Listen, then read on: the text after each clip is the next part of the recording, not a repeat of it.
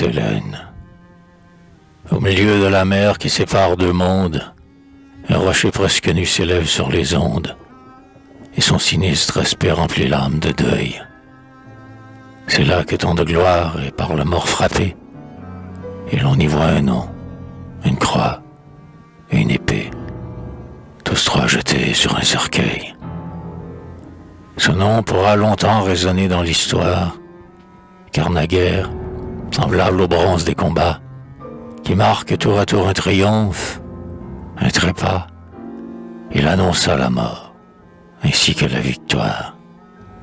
Dès qu'il retentissait comme un signal lointain, l'un frémissait de crainte et l'autre de courage. On volait à la gloire, on volait au carnage, et les mères pressaient leurs enfants sur leur sein. La croix, tant qu'il vécut, fut l'étoile des braves. C'était par ses nobles entraves qu'il s'attachait des défenseurs. Elle rendit la France en grands hommes fécondes, et, quand elle éclatait au ciel et sur les cœurs, dans ce nouveau soleil qu'il jeta sur le monde, l'œil put distinguer trois couleurs.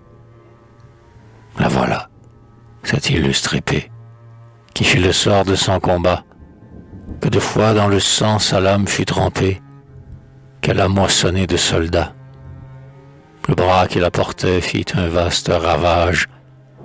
Elle se reposa, quand ce bras fut lassé.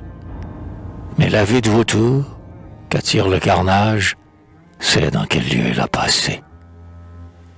Maintenant qu'il n'est plus, le fils de la victoire, cessez, faible mortel, d'outrager sa mémoire. Relevez ses lauriers trop longtemps avilis, puisque de ses revers il a porté la peine, oubliez les erreurs du cerf de Sainte-Hélène, en songeant aux exploits du héros d'Austerlitz. Il ne doit qu'à Dieu seul le compte de ses vies. Qui sait s'il ne fut pas plein de la seule envie d'attacher des lauriers à nos fiers étendards. Puis ce n'est pas pour nous qu'il conquit la victoire, et s'il ne rêva pas, au milieu des hasards, la gloire de la France, et non sa propre gloire. On dit qu'il fit le mal, mais les cruels destins permettent-ils toujours le bien à la puissance? Qu'on a vu de ces rois, maudits par les humains, à qui le Saugelot défendit la clémence. Souvent les noirs complots de quelques courtisans font le crime d'un prince et l'effroi de la terre. Rois, chassez de vos cœurs ces monstres malfaisants. Il suffit de ces gens pour former un Tibère. Ah, quel roi bienfaiteur n'a-t-il pas effacé? Que n'a-t-il pas tenté pour l'honneur de la France? À quel degré sublime il porta sa puissance? C'est par lui qu'elle a vu ses vainqueurs repousser, que ses armes partout ont porté sa mémoire, que, des climats brûlants jusqu'au climat glacé, le nom de chaque plaine est un nom de victoire. Trop heureux s'il ne point passer le Rubicon. Maintenant, il est là. Que dis-je? Si la terre ne garde ici de lui qu'une vaine poussière, à peine l'univers peut contenir son nom.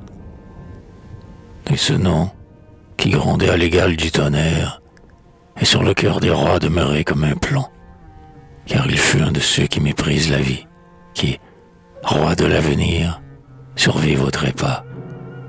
Mortel, digne du ciel, que le ciel nous envie.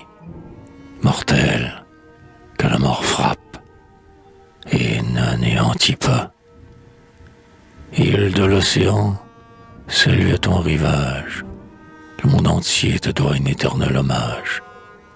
Les âges futurs un noble souvenir, car les peuples puissants qui t'ignoraient naguère, comme un flot abaissé, rentreront dans la terre. Mais toi, ton nom déjà remplit tout l'avenir. Salut au noble chef qui, lassé de combattre, déposa sur tes bords le poids de sa grandeur. Il résista longtemps, mais il se vit abattre par ceux qu'il dévorait des feux de sa splendeur. Île de l'océan, le voilà sans couronne, son cercueil est obscur, comme fut son berceau. Tu n'as jamais connu ton trône, mais tu possèdes son tombeau. Son tombeau, quel est-il? Sous une étroite pierre, en vain l'on cherche un nom répété tant de fois, celui du conquérant, qui n'est plus que poussière, le nom du Dieu mortel, le nom du Dieu des rois. C'est dans d'autres pays qu'il gronde, qu'il cause l'espoir ou le deuil. Il avait soulevé le monde, il eût soulevé le cercueil. Les bardes bien longtemps le rediront encore, jusqu'à ce qu'un mortel, favorisé des cieux, le chante sur un luth sonore, aussi bien qu'on chante les dieux. Son travail serait difficile. Il faudrait qu'au héros le chantre fût égal, car Homère n'a point rencontré de rival, et n'avait célébré qu'Achille.